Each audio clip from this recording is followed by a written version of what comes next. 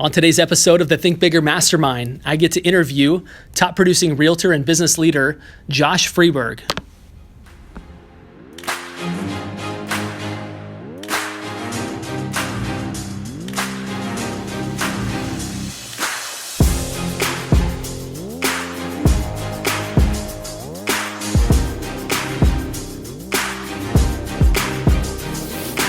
Welcome to the Think Bigger Mastermind with Steve Yeager and Justin Stoddard, where we interview some of the world's brightest and most innovative minds, helping grow your thinking, your actions, and your impact.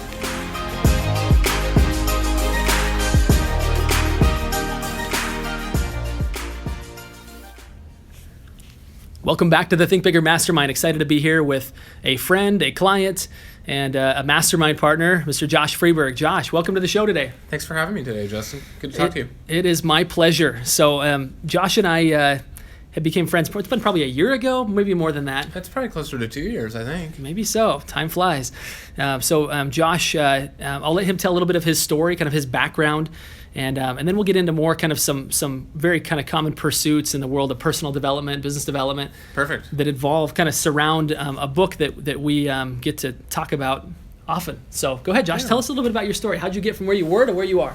Yeah, I think for me, it's always been a journey of sort of like following what happens next and sort of happy accidents that have led to me from, just playing a lot when I was in my 20s, which was great. I got to do a lot of bike racing. I do tend to fixate on things, though. So when I was bike racing, it wasn't just like, hey, I'm going to dabble in this. I was doing 65 bike races a year. And then I got into lightweight backpacking. And, I'm not going to just do that a little. I was backpacking 100 nights a year, Kind of sounds like your real estate career a little bit, right? A little bit, yeah. And so when I fell accidentally and backwards into real estate 8 years ago, I very quickly got to a place where, like, if I'm going to do this, I'm going to do it right. And I moved to the end of our office where all the top agents were, and I said, if I'm going to be in this, I'm going to do it right, and I'm going to do it at a good level. And sold 25 homes my first year, and over the course of a handful of years, built it up till I was running about a $10 million company, which is pretty good in the real estate world. And then I was given an opportunity to work with the 5 Doors Network. And so part of a national network of 17 locations across the U.S.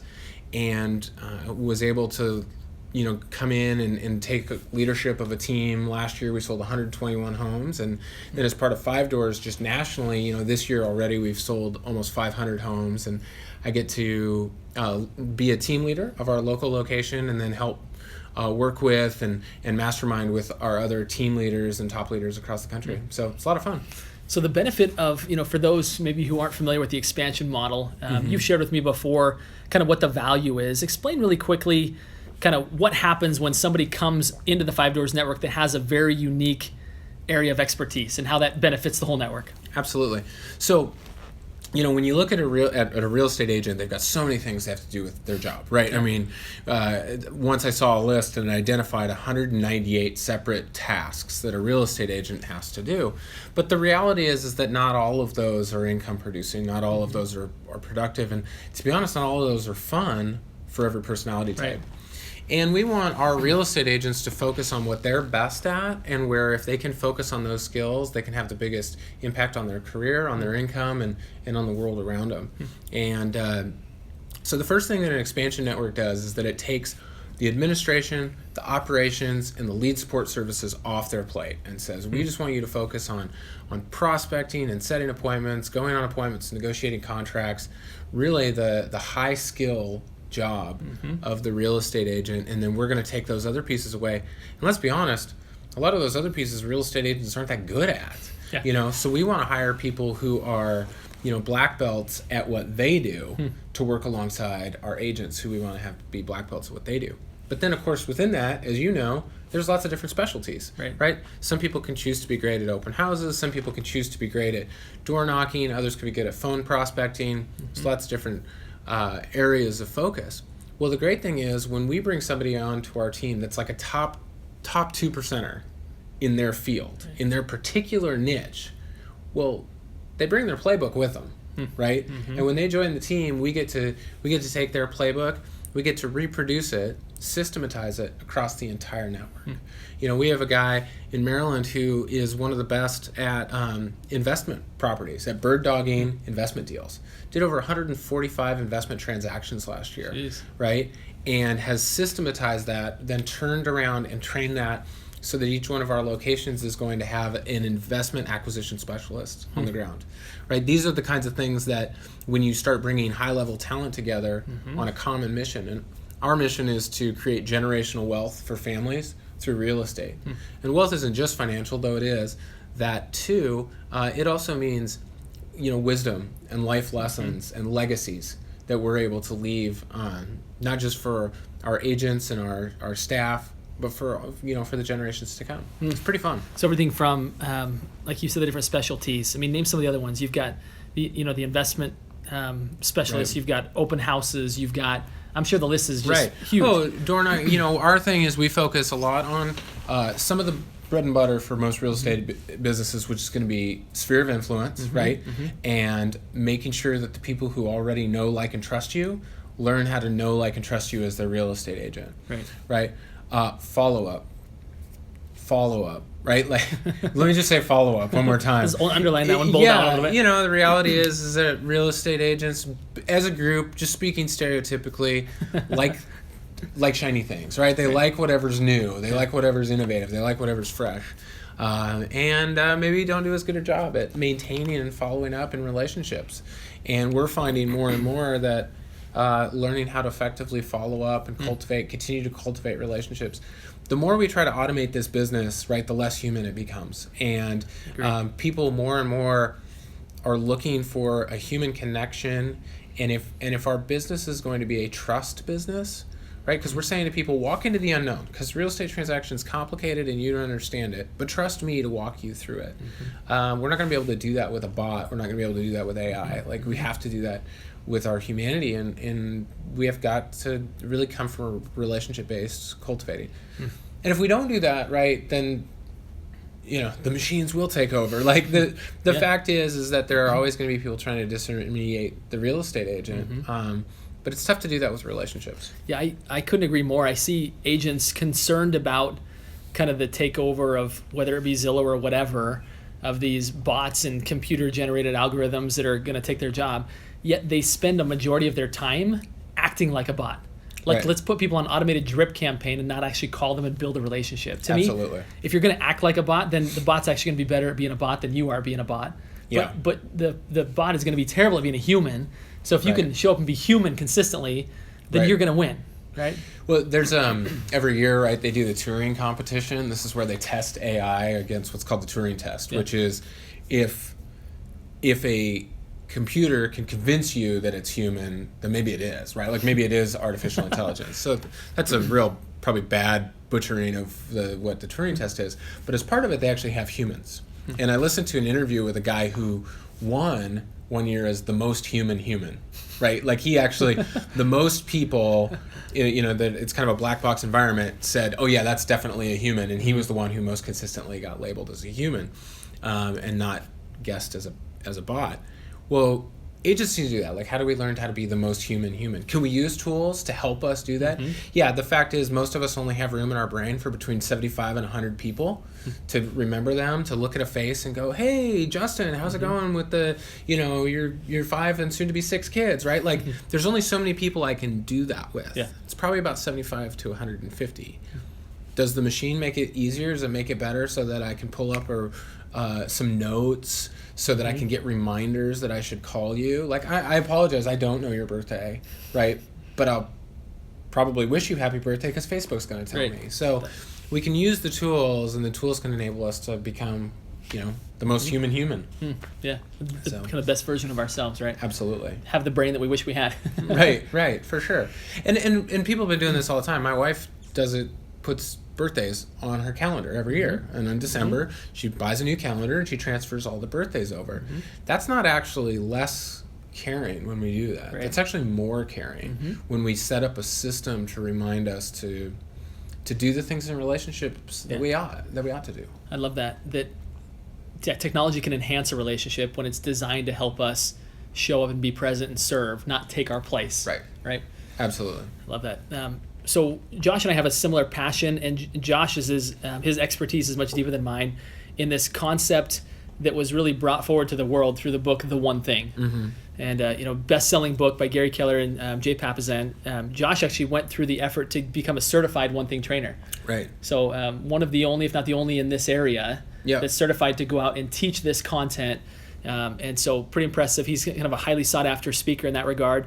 And he's been so kind as to let me kind of piggyback, because I've become kind of passionate about this topic, Right. to co-teach alongside of him, for those of you that haven't been privy to that. But we were discussing prior to the start of our show today about this concept that I learned from a book called Guns, Germs, and Steel. And I'll full transparency, it's a really big book, and I actually have not read it, but I've had enough people that have kind of done a synopsis and summary on it that it's a pretty powerful concept. And the concept is this: is that prior to the world in which we live, people had to spend all of their time and efforts and energies on just surviving, Right. on not getting eaten by big ferocious animals, Right. and to go and either hunt and or gather food to survive. And it wasn't until people started to really specialize in one particular thing and focus that then they could create an abundance of that and take it to market and trade for other things. Right. And all of a sudden life started to get better. People could scale their operations and be able to actually produce quality of life. And from that has come innovation and technology and all kinds of things, because people have time and creativity and resources to focus on something else other than how do I stay alive.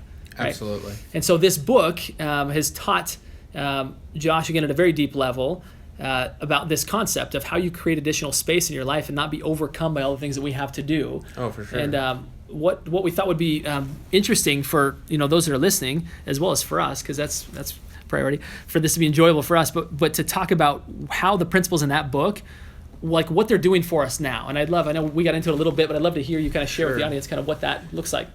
Well, so there's a really great principle in The One Thing, and I actually just was listening to the Bigger Pockets podcast, and they were referenced this exact section that we're going to talk about, which is this idea called goal setting to the now.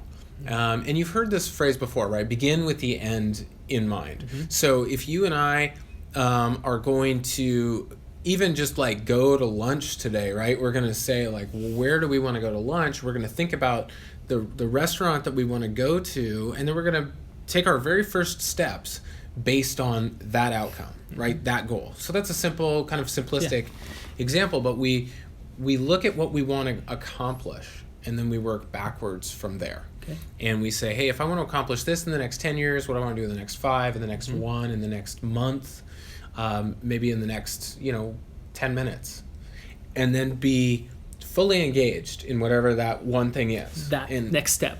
Yeah, that next step. And it really, like, the nice thing about using one as the thing that you're going to do is that it's binary, right? You either do that or you don't do that. But you don't get to kind of do it. You don't get to do that while you're doing something else. It's highly binary. What's the one thing that I can do such that by doing it, everything else will be easier or unnecessary?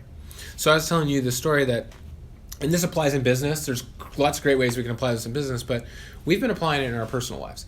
My wife and I are looking at the life that we are building with our kids and asking ourselves, what kind of parents do we want to be? We're asking ourselves, how do we want to serve in our community? How do we want to serve in the world, in the globe? How do I want to do my business? All of these questions are swirling around.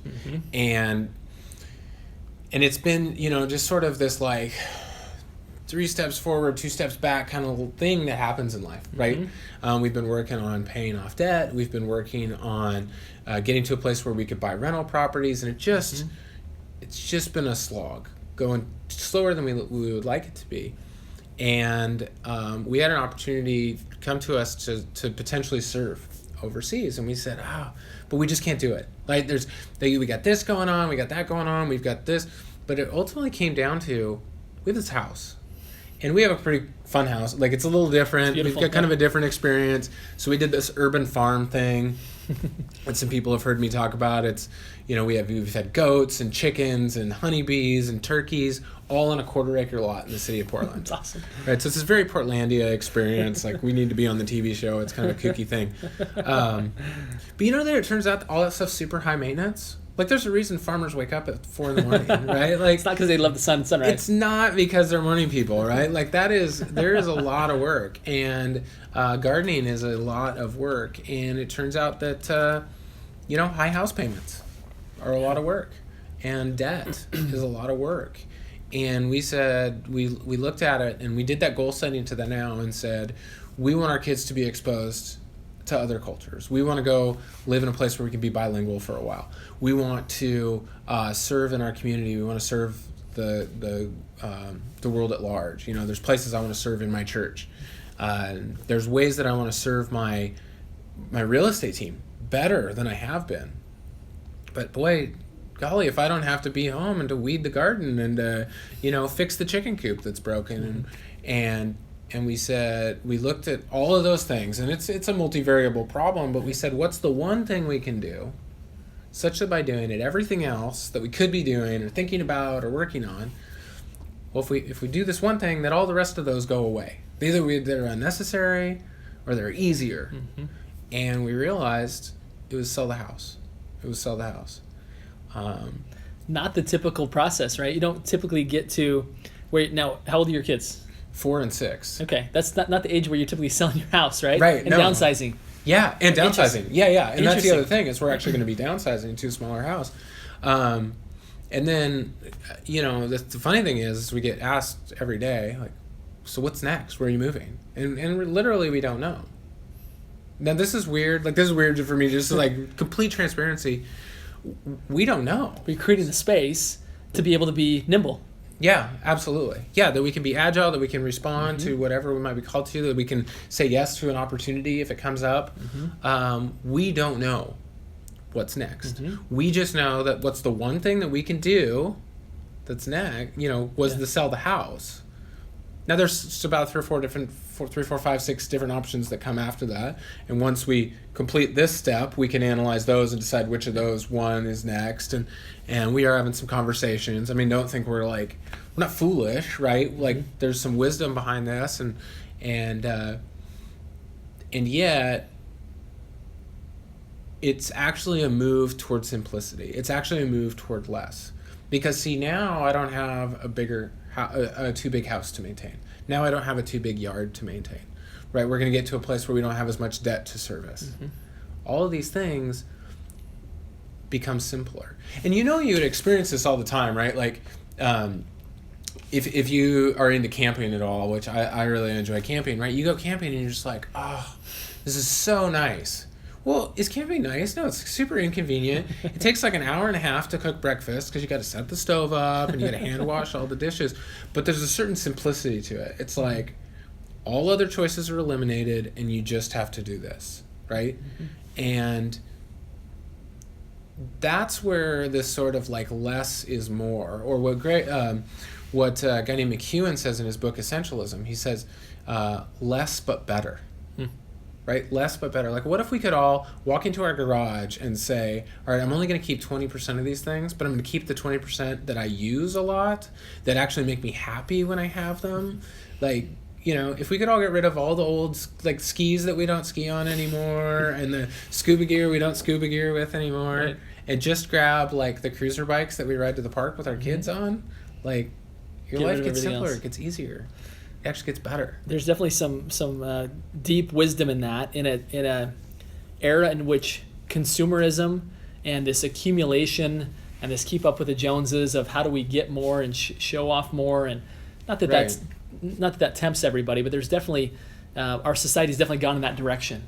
Yeah. And to go against that flow, right, and say, let's just simplify. What are the things that bring us the greatest joy? And even what you said, which is ultimately, when we look back at the end of our life, say, what are the experiences that we wanted to have, and who are the people that we wanted to become and help our children become? Right. What does life need to look like to support that? Right. And probably all the extra stuff hanging in the garage may or may not fit within that same path. Absolutely. Well, and I have a really good friend who's a missionary, does this amazing, just amazing adventures where he's going into some pretty wild places. Places where, like, he'll say, I can tell you where I'm going, but don't tell anyone which country I've been in. That kind of stuff. Wow. Amazing guy. And he will say to me that routinely he'll be sharing what he does with people, and they'll come to him and be like, oh, I wish I could do that, but I wish I could do that, but I have I have this, I have that, and you know, I don't know, maybe I'm weird, but like I don't want to have to say that. Mm-hmm. Right? And I want to be able to say, like, so if you want to go, like, you know, be a missionary in these crazy places, or you want to build a business that employs 100 people and changes the family trees of 100 families, if you want to make an impact on your community, right, and serve the poor, if you want to, like, whatever that is, when you look over and say, I want to, but whatever happened to the butt, like, get rid of it. Yeah, like, get rid of it. Yeah. And, you know, like, what does it look like for us to, like, look at that and to get rid of that, to actually, like, to kill that? Mm-hmm. And the crazy thing is, and Justin, you, like, we know this, and right now I know there's people who are listening to this and are like, I know exactly who he's talking about. He's talking about my neighbor. I might not be talking about your neighbor. I might be talking about you, right? Yeah. That, like, where you go, they don't even want the thing they're holding on to. Mm-hmm. Like, that's how it was with this house. Like, we have so enjoyed the house. We love it. We've had these great stories. We have all these neighbors who come over and their goats. And, you know, I've had people call me, go, how, you love that house. How could you sell it? And I go, I don't love it as much as you think I do. Mm. Like, when you're over, we have a good time, and I'll show you where the honeybees are, and we'll have a great time. But, like, after you leave, I got to take care of all this stuff. I got to take care of all this stuff. And you weren't here the day the hot water heater exploded and flooded my garage, right? Like, sometimes the stuff that we're holding on to, we don't even want it that much. And when we let go of it, it's actually a relief. It's actually a letting go of a burden, so that we can step into our purpose, right? Step into what I would call our calling. That if we were created to be the best versions of ourselves, right? How do we grasp at that? It's actually, strangely enough, by letting go of a whole lot of things. So, which kind of goes back to the principle of the book, right? Is in order to really focus and hold on to your purpose, you've got to let go of stuff that's not, right? You've got to say no more than you say yes. Yeah. And by saying yes to something that's not it, by default, you're saying no to what matters most. Right. Now, I think that, you know, one thing is that sometimes people read it and they go, okay, so then I have to become this, like, one-trick pony, right? I've got to become like Michael Phelps, right? What was he, 6 when he started swimming, and then he swims 7 days a week, twice a day. For, I mean, it was like, and it was for what, like 30 years or something crazy. And you think, okay, that's now going to be my lifestyle. I'm going to be a great real estate agent, so I'm going to eat, sleep, and drink real estate forever. And I struggle with that, because I go, well, wait, if I say yes to wanting to do this, I have to say no to these other things, and so then I get stuck and don't do anything. Well, here's the thing. It's your life, right? So if you want to, you know, dedicate it to real estate for now, and you follow that path for a while and then go, oh, maybe this isn't it, that's okay. Like, be intentional, though. Like, don't just drift from thing to thing. Right. But, like, one of the most important skills that a person can learn is how to say, I want to do that. I want to get this goal. And then set a plan and then achieve the goal. Right? Like, that's actually more important. You see that all the time, right? People get done with professional sports careers, and then they go into and open like 6 car lots and have successful car lots. Well, what does quarterbacking a football team have to do with selling cars? Nothing. What it does have to do with is setting a goal, setting an intention, going out, creating a plan, and executing on it. And once you know that you know how to do that, once you master mastery, once you get good at getting good at things, you could do that in a lot of different places. And it's our lives, right? So you can pick, and which means you can change. Super powerful. I'll tell you that the changes that I'm making based on the book are less exciting than what I just heard you describe, but it's exciting for me, and I'll kind of share that. You know, it happened just a few weeks ago. I was going on vacation with my family. Okay. And I knew I needed to get some things done. I could prioritize what I needed to get done by the relationships and how important those people were to me. And I knew I couldn't let these people down before I left town. I had to get these things done that I committed to do. And so in order to do that, I had to get rid of stuff that didn't matter, which was for me, I realized was this incoming onslaught of emails. Da-ding, da-ding, da-ding. It's buzzing on my wrist. It's buzzing in my pocket. It's buzzing on my computer. And I didn't realize how productivity killing that was until I turned it all off. And I knocked out probably what used to be at least a day's worth of work in a couple hours. Yeah. And I felt so good as I'm racing home to then pick up the family and head out of town. Yeah. And I realized, like, what just happened right there? I just got a lot done in a short period of time. And I realized that I wasn't pulling myself into social media to see how the post that I had done earlier was performing and respond to every comment as soon as it came out. That's a little bit of an exaggeration. But I was being... But not much so. But I was so reactive that it was taking me off purpose. And so going back to that concept of creating space, like very similar to how people were in the olden days were focused on their entire day was filled up with just how do I stay alive. I've allowed that to happen to me through all these communication channels that I have. The only thing is I want to caution you on this. There's this great short story that Charles Dickens wrote, and it was called a Man's Journey or a Boy's Journey, something like that. And so this guy is walking along, and he runs across this little boy. You come to find out later that the little boy is him, but he comes across this little boy, and he says, "What are you doing?" He says, "I'm always playing. Do you want to play with me?" And so the man plays with him for a while, and then the boy disappears, and the man continues on his journey, and he comes across this older boy, teenager. "What are you doing?" He says, "Oh, I'm always learning. Do you want to learn with me?" And so they start learning. And then he gets to a young man, and the young man, "Oh, I'm always in love." And so he journeys with this young man for a little while. And then he gets to a guy like us, middle-aged. Oh, it's so hard to say. It just makes me sick to my stomach. So he gets to this middle-aged guy, and he says, "What are you doing?" He says, "I'm always busy. I'm always busy." Right? And this is written in the early 1800s. So we do have to be careful. This is not a 21st century problem of busyness.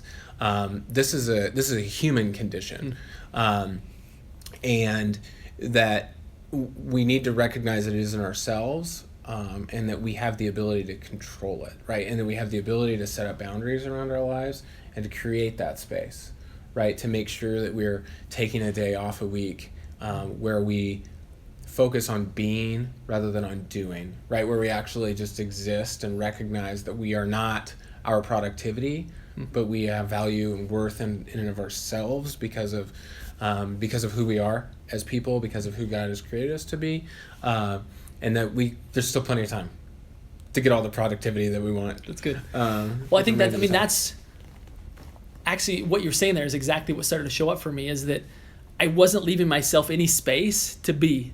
Yeah. Because I was allowing all of these incoming communication channels to own me. Right. And so as soon as I said, I'm going to close this down, I'm going to focus on getting something done, all of a sudden I realized, okay, if I can do it to get something done, now I can also do it in order to read and study and ponder and have meaningful conversations without wondering who just buzzed me, right? Absolutely. And I've been okay at this.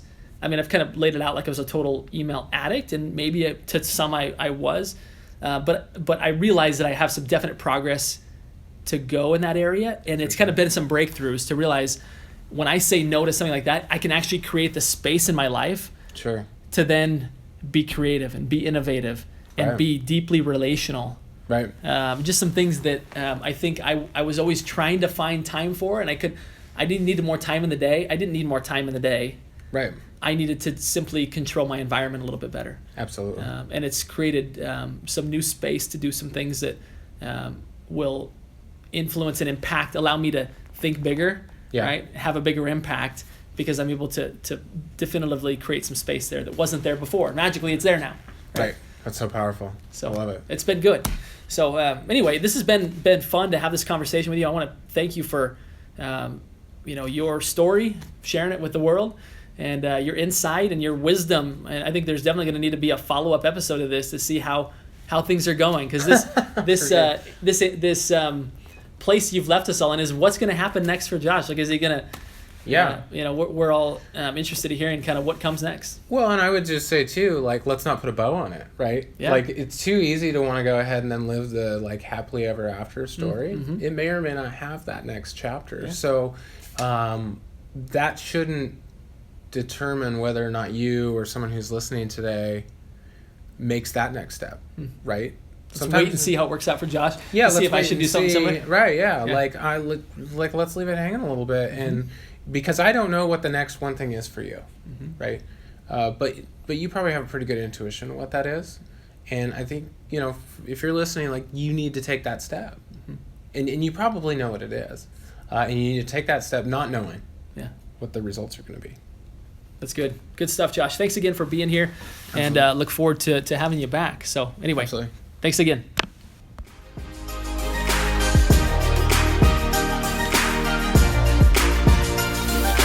We want to thank you for tuning in to this episode of the Think Bigger Mastermind with Steve Yeager and Justin Stoddard.